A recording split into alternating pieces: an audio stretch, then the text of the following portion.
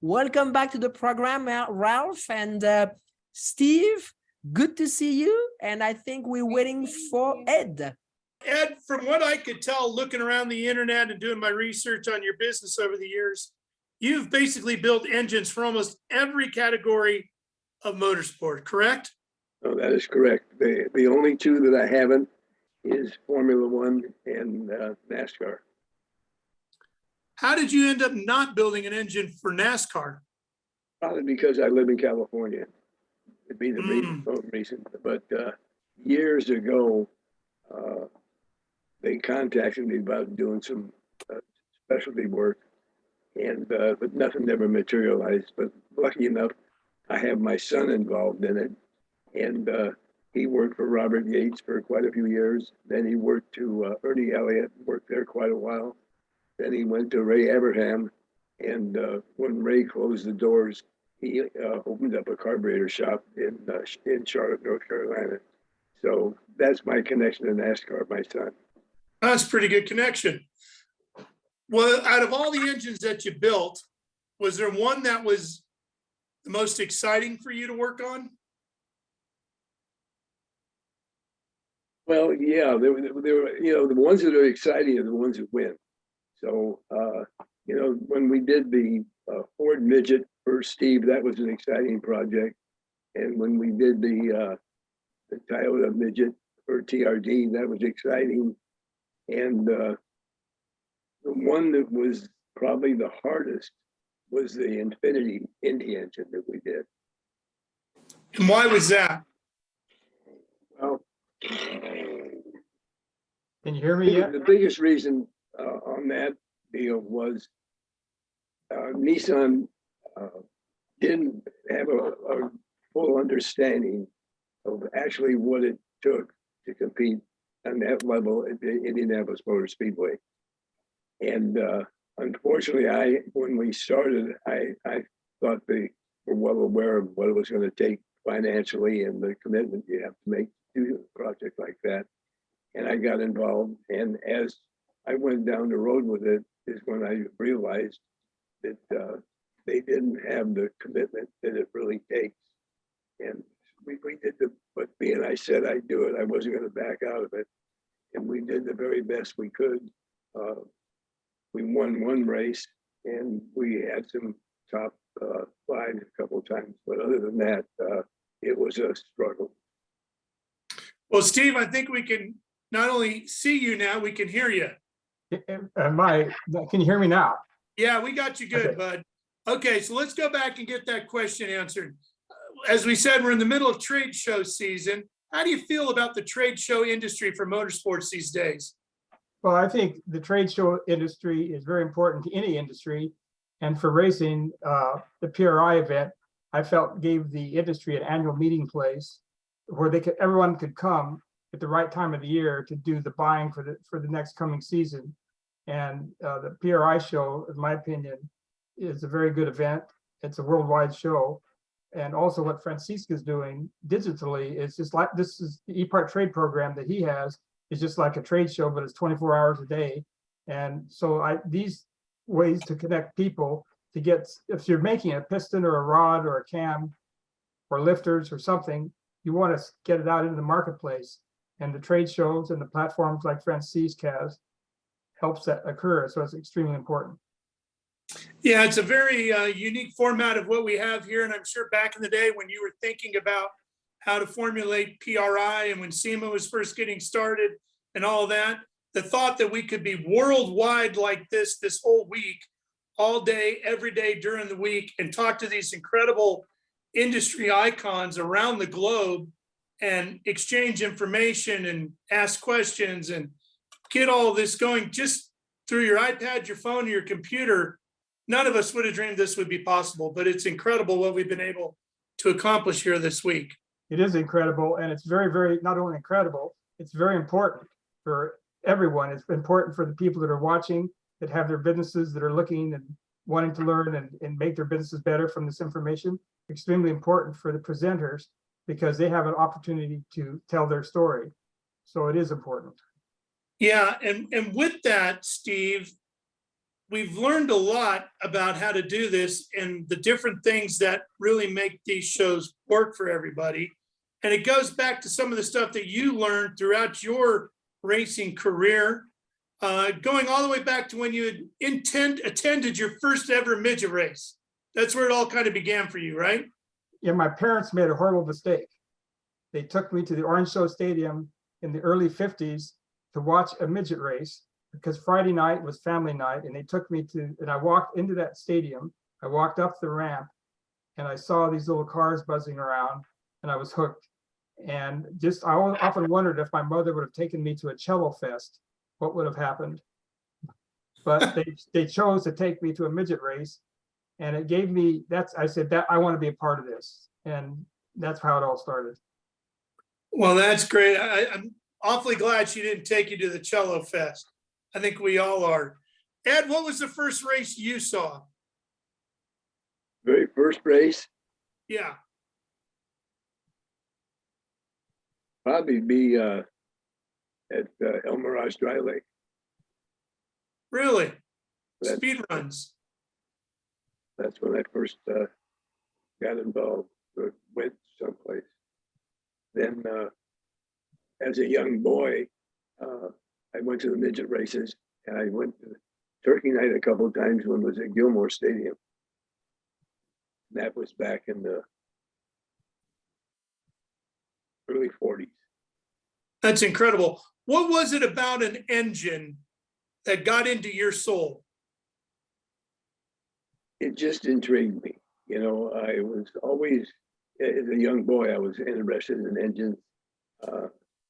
And it was like a big clamp that clamped onto me, and I wouldn't let it go. You know, I just love the engines. I mean, I still do today. And to me, every engine's a challenge. And just engines has been my life. I'm going to try to see if we can get some pictures pulled up, Steve, as we get on to some of these different questions with you. You met a racer very early on in your career by the name of Don Horvath. Explain to everybody a little bit about what meeting Don did for you. It was a by chance meeting. I was working at this time, I had just flunked out of college. And I was working at this time as a Volkswagen mechanic helper in Riverside. And Don Horvath and his brother Joe Horvath had just started a little business called RevMaster. And RevMaster was a business of reconditioning VW engines. And I knew the name because I watched Don race in URA at the Orange Show. So his brother Joe invited me up to their shop in Sunnymead one evening after work. And there was this beautiful Offenhauser powered midget sitting in the garage. They said, Steve, go to work, clean the tires, do this.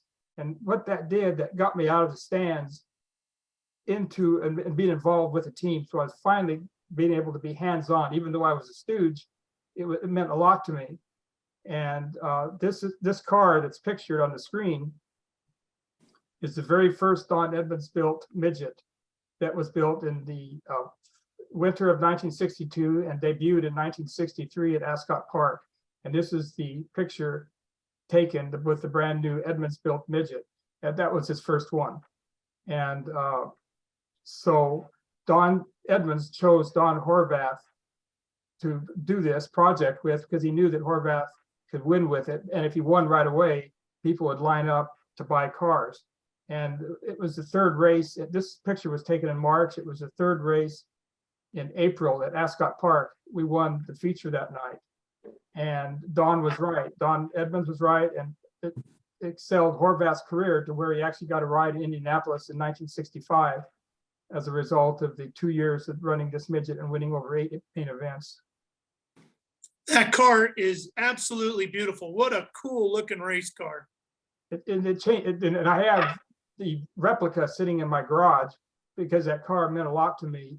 And it got me kind of involved because the car builder was Don Edmonds, and he became a legendary builder, building over 400 midgets and sprint cars, Silver Crown cars. The engine man was Sonny Meyer, who Ed knows, and Sonny, so I could see the beauty. If you're going to run a race team, to have the engine man involved and the car builder involved because they have a vested interest. They want that thing to run up front and win. And that's what I learned that. You mentioned a term there that I want to have you clarify. We might have some younger viewers or listeners involved in our programming here this week that maybe have never heard the term stooge incorporated with motorsports. That was a very common term back in the days. Can you explain what that meant, what your responsibilities were? Actually, that name might have been applied to me in more areas other than racing, but the stooge was actually an affectionate moniker that was given the help that came because they weren't paid. I was not paid a lot of money to do the work, but I was able to be involved. And so it was actually kind of an honor in my mind to be a stooge. And they allowed me to plus it was a way to learn. I mean, it was on the job. I mean, it was a way to learn. So, but the help at that time were called stooges. Nowadays, you might be called an intern. Yes. A little different. Ed, he mentioned the Offenhauser. The Offie was a legendary engine. I know you spent a lot of time buried in them, making them go faster. How difficult or how much fun was it to work on an Offenhauser? It was a lot of fun. We didn't do that many Offies. We did a few midgets, and we did a couple Offie 270s. But we kind of got involved with the Offenhauser as it was going out, and our main focus on the Indy engine was the Cosworth DFX, and then we also did the Buick V6. The Cosworth, the DFX, was certainly one of the most famous engines as well. What was the big challenge with that engine, or was that one that just, it all came together very simply? Well, none of them are simple.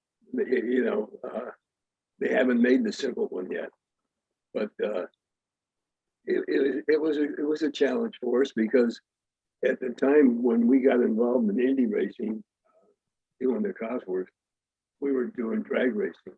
And when I left drag racing in 1980, we started with the Cosworth in 1977, 78. And it was a steep learning curve to go from a quarter mile to a 500-mile race. And that was the biggest learning curve we had to go through. And but we've had a lot of help along the way. When Cosworth finally decided they wanted us to do rebuilds on the engines, they sent Chicky Harashida up to us, and he worked there with us for 2 weeks, showing my engine guys exactly how to do the Cosworth as far as rebuilds and so forth. One of the things we're trying to do this week, Ed, is inspire, obviously, young people to get involved in our industry and find a pathway, no matter where it is they want to go in the industry, whether it's behind the wheel, behind the camera, whatever it might be. If somebody listening in right now is interested in pursuing a career, maybe on the engine building side of our sport, what would you encourage them to do early on? Well, first thing is a dedication to it. And they need to find a company or a team that would put them to work. And when they do are able to get that, the next thing is their dedication. They need to eat, live, sleep that engine, to learn the engine. They don't want to be just another warm body out there working on them. My advice would be, you want to be the best, and you have to put the effort in. And if you're fortunate enough to get with the right people that appreciate what you're going through and what you want to learn, then you're looking good. I remember when I first got started, and I went trying to get a job. The boss was saying, "Oh, you don't have any experience." And finally, one day, I said to one of them, when I was looking for a job, I said, "If you don't hire me, how am I going to gain experience?" And he really didn't have an answer for it, and he hired me. And That's and great. I put everything into it. You know, I lived it, slept it, and I made it part of me. And I have no regrets. I worked for a lot of great people throughout the years, and learned a lot. And I was very fortunate that the people that took a liking to me were some of the top people in the industry. So I had good teachers along the way. But That's I'm the thing sure about this. That's the thing about this industry or any other. That door cracks open. You got to kick it open to take Yeah. advantage of that opportunity. yeah, you gotta rush that open door, and you gotta prove to the people that you're working for that you belong. They did a smart thing by hiring you. Absolutely. Steve, let's go ahead and call up another picture. I don't have all of them listed right here in front of me, but if our guys can just put up another picture, we'll lead to it here. So Steve, I think this is a great picture here because one of the things it shows is that you had to surround yourself with good people and winners, just like what Ed's talking about, correct? That's what Don Horvath did. This was the first race that we won with the newly built Don Edmonds midget. As Shim Malone, he was the starter at Ascot, and he was a showman, and he was an amazing starter. Right to the right of, or to the left of Shim was Don Edmonds, the young Don Edmonds, and he built the car. And then right by Don is Sonny Meyer, and then there's Stooge #1, which is me at 20 years old, and Floyd Kerr. And you could tell by the expression on everyone's face that everyone was very pleased with the happenings right there. One of the things that you and I were talking about, Steve, is early on, you learned about how these guys realized that they needed to make sure not just to sell you a piece or a part, to make sure the piece and part was used optimally so that the vehicle would win or run well, so they could sell more pieces and parts because of it. That's right. That was the main lesson that I learned out of all this, because before Don Edmonds and Sonny Meyer got involved, Horvath was a good racer. He could win a URA feature, and he could run mid-pack in a USAC race, but that was as far as he was going. And with this program, the car and the engine was the best at the time, but also he could then concentrate on one thing, which is the driving. And you could see how that works. And down the line, this whole little model was applied later in life. Ed, as you were working on engines in these different forms of motorsport, was there ever a time when you were working on an engine and you thought, boy, if I could put this engine in a certain driver's car, that's a winning combination? Well, I'll tell you, luckily, I had those cars. So I never thought that, you know, in all the series that we did engines for, we had good drivers, top drivers in the midgets, in the Indy cars, in the drag racing, in the sports car racing. So I was very fortunate. Did you spend a lot of time fine tuning your engines, Ed, to a particular driver's style, or did you worry more about what that engine was going to suffer through in that particular racing environment? Basically, when we do a particular engine, it was done for the racetrack, and we would have to make some adjustments for particular drivers, but usually, if the engine fit the racetrack, it would fit the driver. Was there a particular driver you loved building engines for because you knew, boy, this guy's really going to get the most out of this thing? The one that wins. That's my favorite. You know, we had favorites in drag racing and in the midgets, and in Indy. But you know, I really had no favorites. You know, some of the drivers were really easy to work with, and some of them were tough to work with. It's just like the engines. Some of the engines were easy as far as getting top performance out of them, and some of them you worked your tail off to get there. Did you feel, Ed? I mean, I hear drivers sometimes will say, you know, every car, even they're all just made out of tubing and all of this, but each car has a soul to it and a different feel and a different vibe. And maybe I got to talk to it a little bit. Did you feel that way about your engines? Did you name them or have a feeling towards them at all? No. They were either good or bad. And if they were bad, we didn't take them to the racetrack. And every once in a while, we'd get one that just didn't behave right on the dyno, and we'd end up making a mule out of that one for development.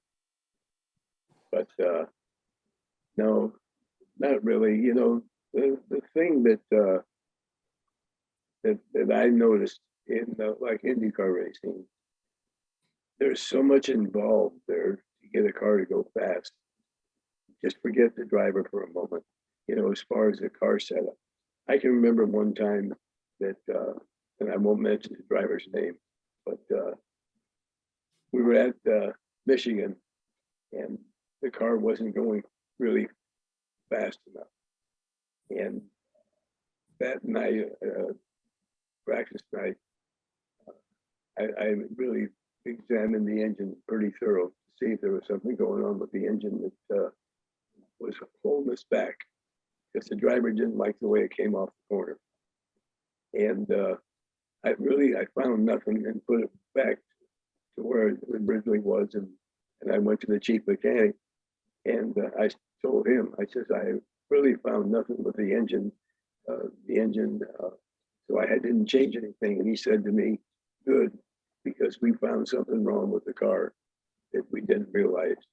And they made their change in the car that night. And the next morning they went out for practice, and they ran, I don't know, about 10, 12 laps.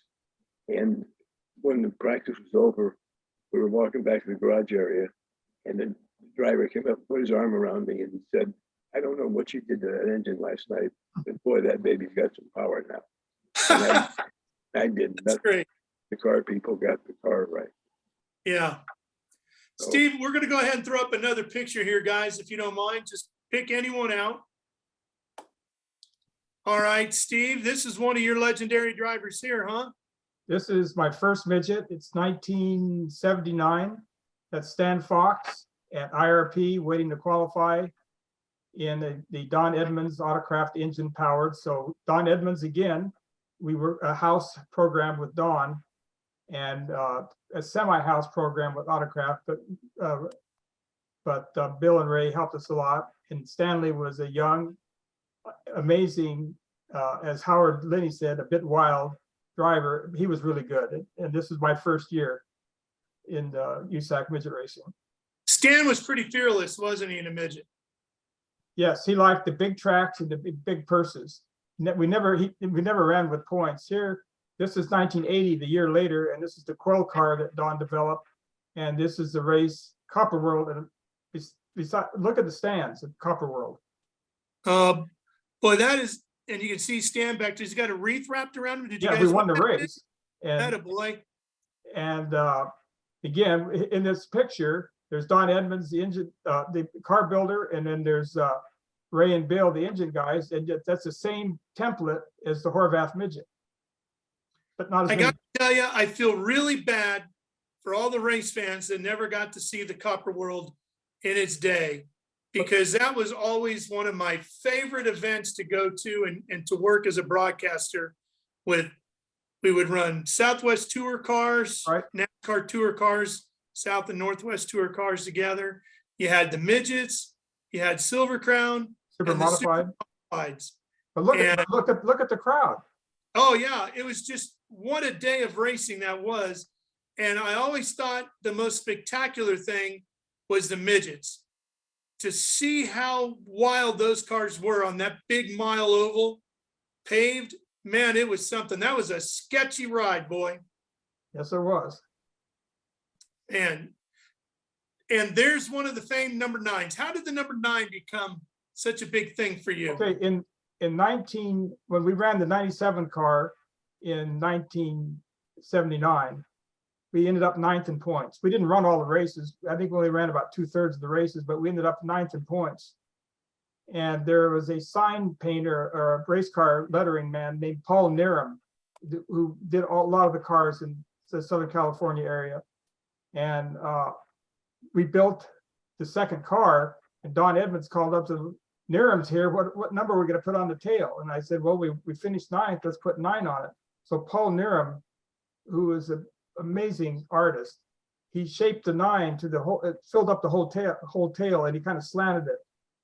And I have the template. I took this. This isn't the first 9, but I took a tracing paper and put over the tail. So I traced the very first Paul Niram tail. I have it in my closet.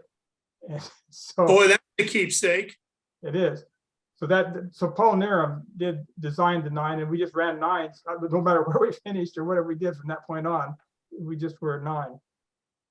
And I think for you, kind of like talking with Ed about his engines, it's really hard to pick your favorite driver, I would think, because they're all like your kids. You love them all, don't you? You talking to me or Ed? Yeah, no, to you. I'm comparing They're your drivers. basically Yeah, okay. Yeah, Ed's engines. all of them, we were blessed to have. I mean, Stanley was the first one, and he won, I think, around 18 features. And this photograph here is our template, because we have Bob East, who built the car. This is Beast Midget. And then we have Earl Gertie and Tim Sosby of Gertie Engines. So they were with us. You see, the template keeps moving forward. And it really helps to have that type of engineering advice, not only in the shop, but when they come to the track. It's a big help. And the classic Copper World trophy there he had on the rear tire. And then, of course, great Kenny Irwin. There's Kenny. Okay, this is a very, very, very important picture. If you look down, there's a decal right there. It says Ed Pink. And this is the debut of the Ed Pink Ford Midget at the Copper World with Kenny Irwin behind the helm here. And Ed, this is where Ed needs to come in, because we did a test session there, and then we had the race, and I'd like Ed to kind of explain a little bit the proceedings here. Tell us a little bit about that Ford Midget engine, Ed. Well, at the time, Steve was running the Gerties, which is a little 4-cylinder with a Chevrolet V8 head on it. And that's what we were doing for him to start with. And then one day he came to the shop to have lunch, and he said, I'd like to do a Ford. And I said, well, nobody's running a Ford. You know, if we do a Ford, we got to do it from scratch. He says, well, I have a Ford that was built for us that we've had problems with, but I'd like you to take a look at it. And I said, well, I'll be happy to. He says, well, I have it in the back of my truck. He already had a plan. So he left the engine with us, and we got it all apart, and looked at all the changes that we felt we needed to make. And Steve just gave me a carte blanche on it. He said, just do what you got to do. Make sure when you're done, we got a winner. And I said, for sure. And we worked on it. I think it was pretty close to 9 months before we had it ready to go. And on a Friday night at the end of the week, we had the engine up on the dyno, and we were going to run it Monday for the first time. And I was so excited about the engine, and it was done on the dyno. I called a couple of my guys, and they came in Saturday, and we ran it on the dyno Saturday. And up until that time, all the Gertie engines that we ran, they were made 265, 270 horsepower, and that was it. And we've heard all kinds of stories from other people that the engines made 300 horsepower, 330 and so forth. But on our dyno, they did not. And we had one that was brand fresh from Gertie that hadn't been on the racetrack yet. We put it on the dyno, and it was, I think, 265, 270. So now here we are on Saturday. The Ford is finally done. It's up on the dyno. We're getting ready to run it. And we got it all broken in and all checked over. And the first pull on it, it made 300 horsepower. And I thought, oh boy, Wow. that's something good here. And I called Steve. He didn't ask me how much horsepower. They just said, "How is the engine?" I said, "It's good. We're going to do a little bit more running on it, then we'll pull it off, check it over, and it'll be ready for the car." And which we did. We got the engine to them. They put it in the car, and we went to the Copper Classic, which was quite a racetrack to start with a brand new engine, being it's a 1 mile paved track. But we did, and it ended up setting quick time, and it almost won the race. It came in second.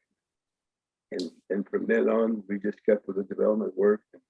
That ended up the engine to have if you were going to compete in engine racing. There's a little part of the story that in between that day of the dyno and the test session, Ed sent me in the mail 3 Polaroid photos of the Ford engine on the dyno. But just 3 photos, put in an envelope. I go to the PRI PO box, and here's this Ed Pink. I thought it was an invoice, but it was these 3 Polaroid photos. And that was the day before we were going to SEMA, because we exhibited in SEMA. I put the 3 photos in my hip pocket, 3 of the Ford engine on the dyno. The Ford booth always had up on that mezzanine level, they had the big Ford booth, and our PRI booth was in the second row behind that. I kept looking at that Ford logo buzzing around. So I said, okay. The second day I walked up in the morning when it was traffic was light, and I had these 3 Polaroid pictures in my rear pocket. And there was a Ford guy in a Ford Blazer, and I walk up to him and I said, I showed him the pictures. And I said, "I'd like to speak to someone about this." And the guy, he kind of, one of these things, he says, "Wait right here." In about 5 minutes, he came back. He says, "Go up above the exhibit. They had an office." And he says, "Go up there. We need to talk with you." And in that office was Lee Morse. Oh, gosh. And apparently, they wanted to get into grassroots racing. There was a memo floating around that I think Lee developed. And we had a meeting there. And then I think they said they wanted to call Ed. We called Ed right from that meeting. And that's how we got the amalgamation, or the Ford involved. So with the 3 Polaroids in that SEMA show. So as a result, they became more involved with Ed and helped out in some of the development. Well, that goes right back to what we were talking about with Ed just moments ago about when the door cracks, you got to kick it open. You had 3 Polaroids. Who knew a Polaroid photo would get you a deal with Ford, but you took that opportunity and you pushed it through and made it happen. Yep. That was Steve that did that, because But you took the picture and you built the engine. I just carried the Polaroids around. we did the engine, and I wanted Steve, because he hadn't been up at the shop, to see what it looked like, because we did it like a race engine, not a hot rod engine. And I took these 3 pictures to send him so he'd see what he had. And he took it and ran with it. Ed, you said you did it like a hot rod engine. What do you mean by that? Well,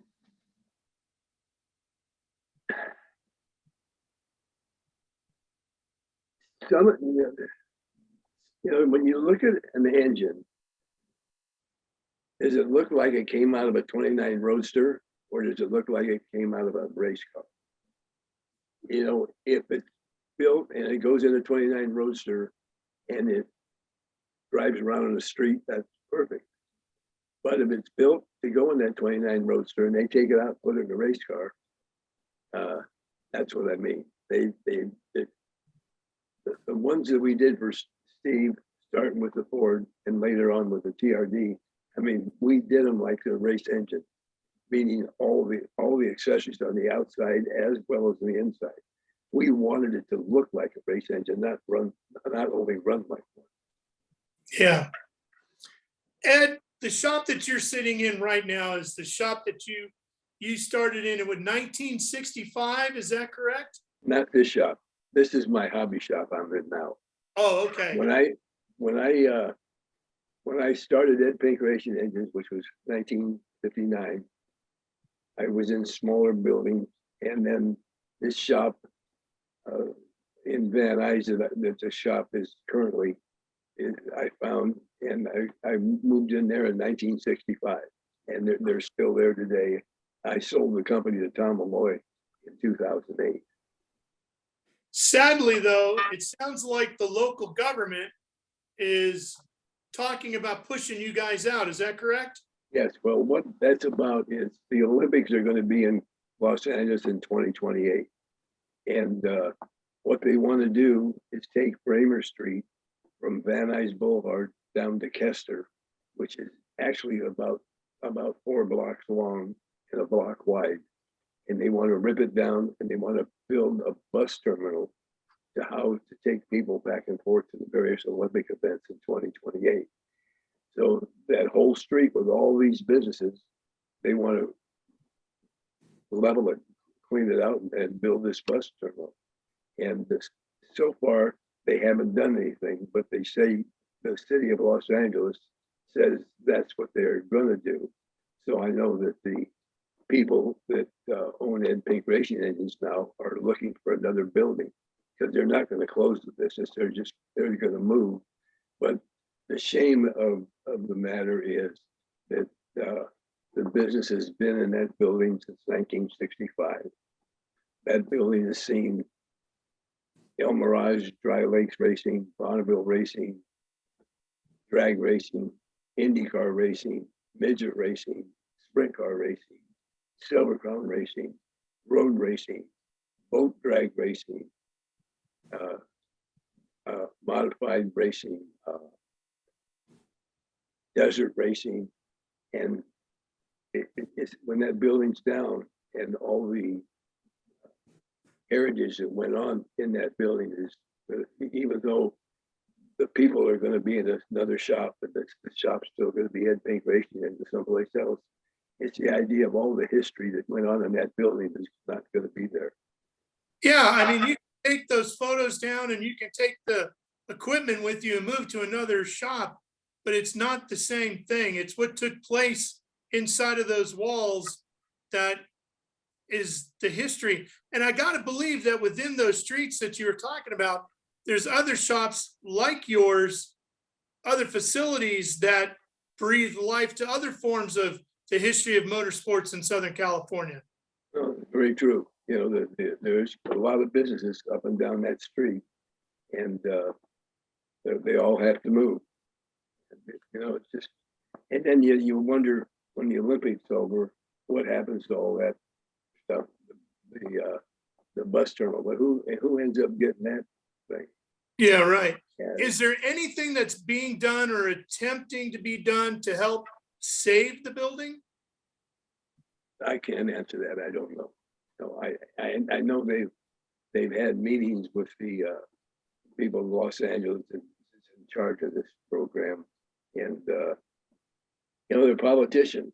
You know, you can ask a politician 15 questions and he'll answer you, and you never get one answer. Yeah.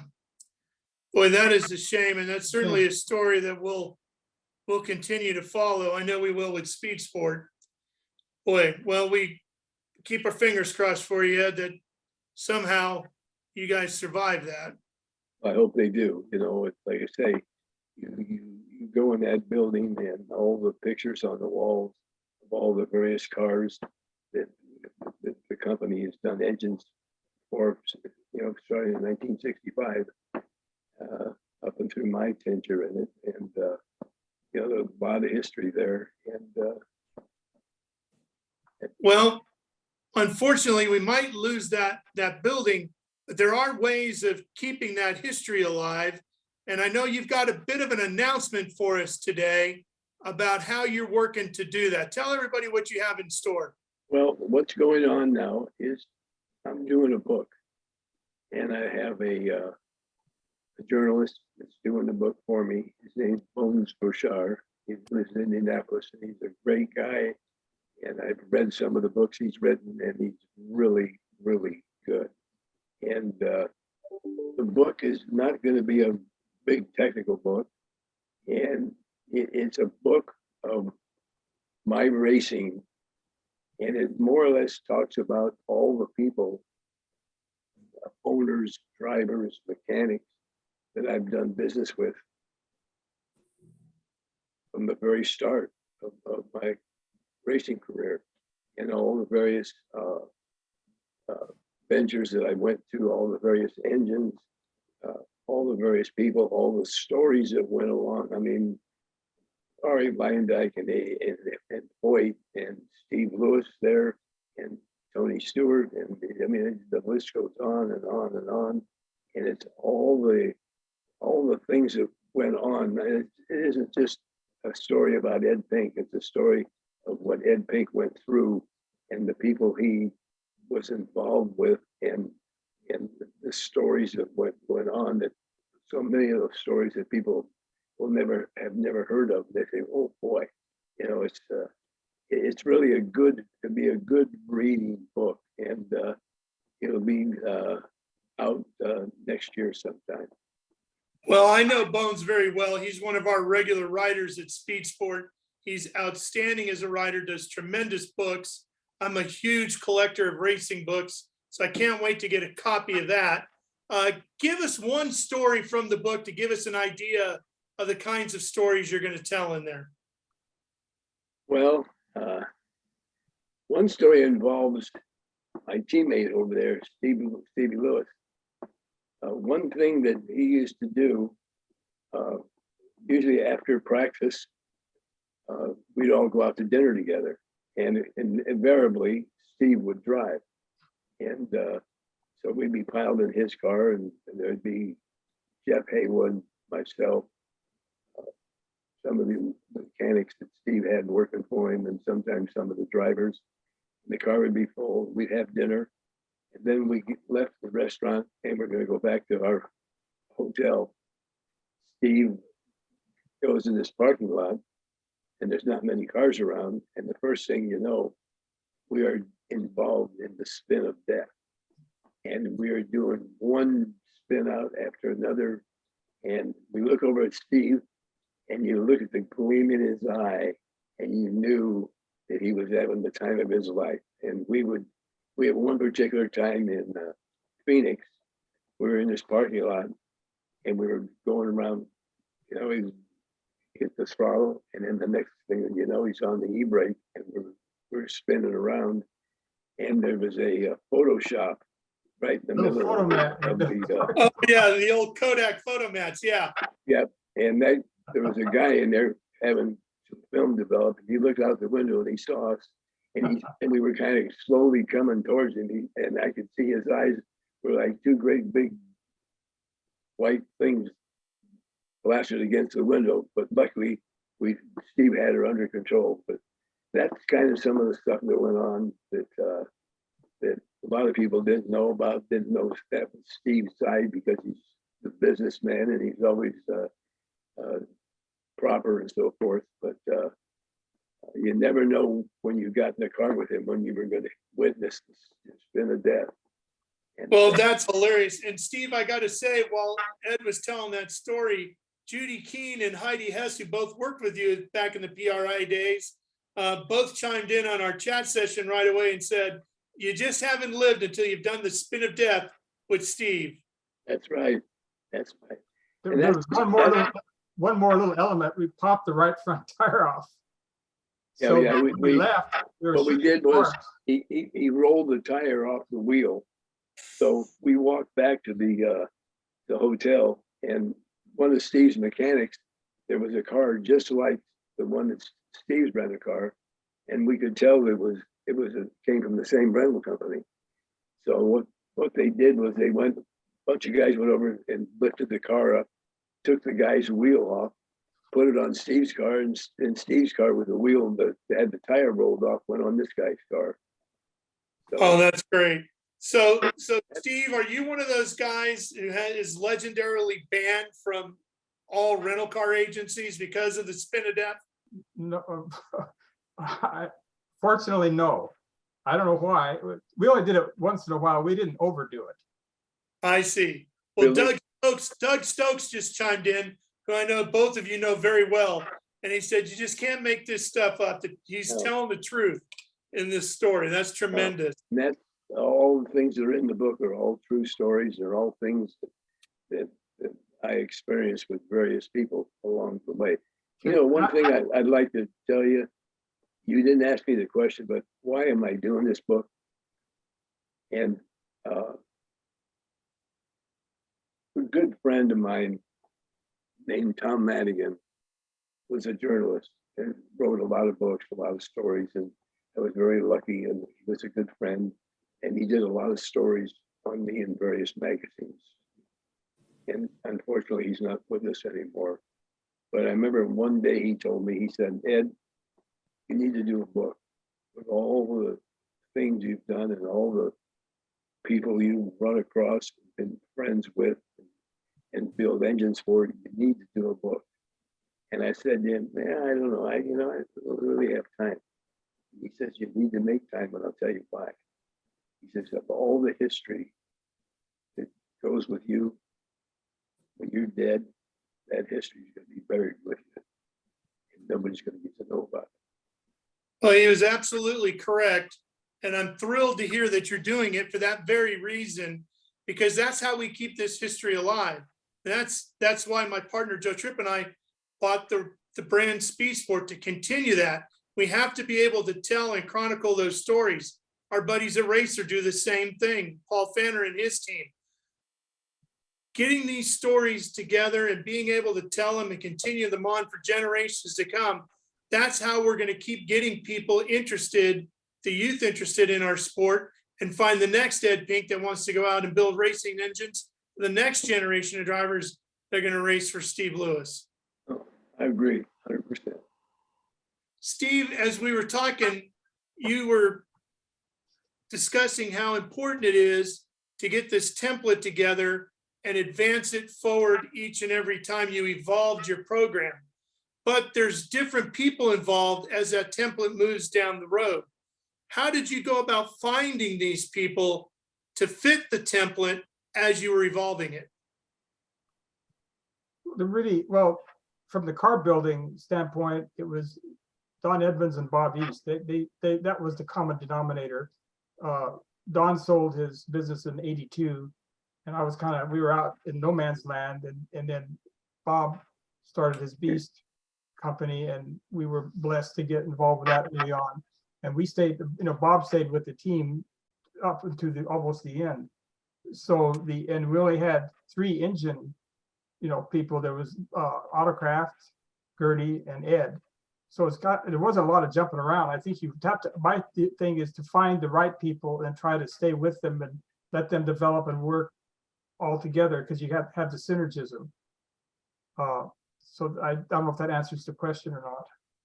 Yeah, no, it absolutely does. And I think we see that in other forms of sports where some teams hire and fire head coaches, for example, or a quarterback every season, and other teams will find a coach or a star player and they'll ride that for years on down the road and set a culture and let that go. Was that a big part of what you were doing, trying to establish the culture, what Steve Lewis would be?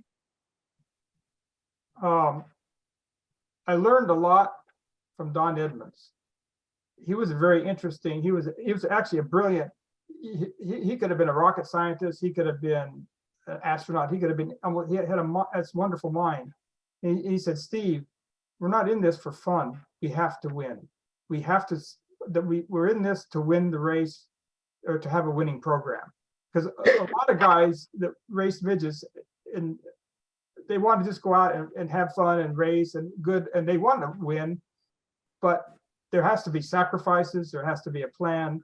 There's a lot of things that go into the program. And so it was kind of Don. I mean, I wanted to be around a midget. Just being around a midget, I was happy. But Don said, that isn't good enough. We got to have a winning effort. This has to be a winning effort. And so that's it was his, I would say, his guidance, his feelings about that. And when I came back I was working in the motorcycle industry then. When I came back from meeting with Fred Fox, who you know, Parts Unlimited, and Fred's brother is Stanley Fox. And we went up to Sun Prairie and watched Stanley run an old Edmonds Sesco and run up and just win at will up there. And I came back and told Don I found our driver. I came back to we were building a little 97 car. Don wanted either Gary Bettenhausen or Billy Vukovich to drive it. That was his idea of a driver, which was a bad idea. And I came back from this trip and I said, I think I found our driver. And I said, his name is Stan Fox. And he says, what kind of varmint is he? And I said, he's not a varmint. That's what he said. He says, I don't know. I said, he's not a varmint. He's young, he's fast. And he said, you know, you've owned a car now for 6 weeks and you think you can make these kind of decisions about who should drive it. So he called Howard Linney, and Howard Linney was Don's biggest dealer. He was from Mendota, Illinois, and he had the best midget program ever. And he called Howard and he says, Lewis has been a midget owner for 6 weeks now and he thinks he knows everything and he wants to put this guy Fox in the car. And Howard says, Steve's right. The kid is really good and you got to give him a shot. So it was Howard's validation that got Stanley that ride. That's incredible. Well, Francisque and Judy have shown back up, which tells me we're about out of time here. I want to say can I say one more thing? Absolutely. Okay. Something happened this last week that was very important. As a result of a lot of hard work with our team and a lot of people that worked very hard, a lot of drivers, we won 133 USAC features. Last week, Keith Coons, I think it was at Merced or Placerville, won his 134th main event. That's very, very important. Keith's program is very, very good. Toyota Motorsports is very involved there. And I just want to make sure that Keith, Pete Willoughby, the drivers, and everybody on that team knows, congratulations for a job well done. And they're going to win many more. Yeah, that's very gracious of you to do. They have a tremendous program over there. You're right. Keith has obviously paid attention to what folks like yourself have done in the past to establish winning organizations, and they're writing the next chapter in the sport that way. Ed, I could chat with you for days on end, and I cannot wait for that book to come out. I can't wait to get a hold of that. Great.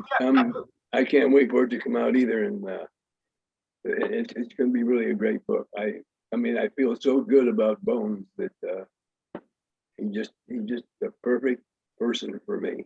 Oh yeah, you got the right author there to work on that with you. You know, Francisque, I was telling Ed the other day, when I was a kid, maybe 7, 8 years old, my uncle, who was involved with a funny car team out of the Northeast, scored me an Ed Pink Racing Engines hat. And that was my favorite baseball cap for years. I wore it every time I went to the races. And now I'm going to treasure this book the same way I did that hat. Can't wait to get it. Looking forward to it, Ed. Thank you, guys. Appreciate it. Thank you. Great. Thank job. you. Right, Thank you, Ed. Thank you, Steve. Thank you, very much. Ralph. And Ralph, thank you.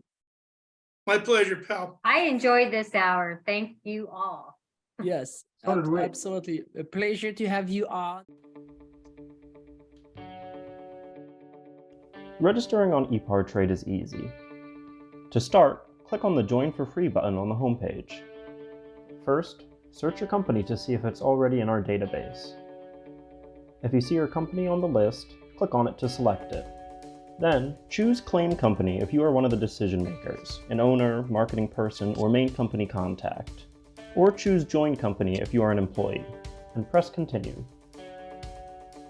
If you couldn't find your company in our database, select Register a New Company. On the following page, fill out your name, email, phone number, job title, and choose a secure password.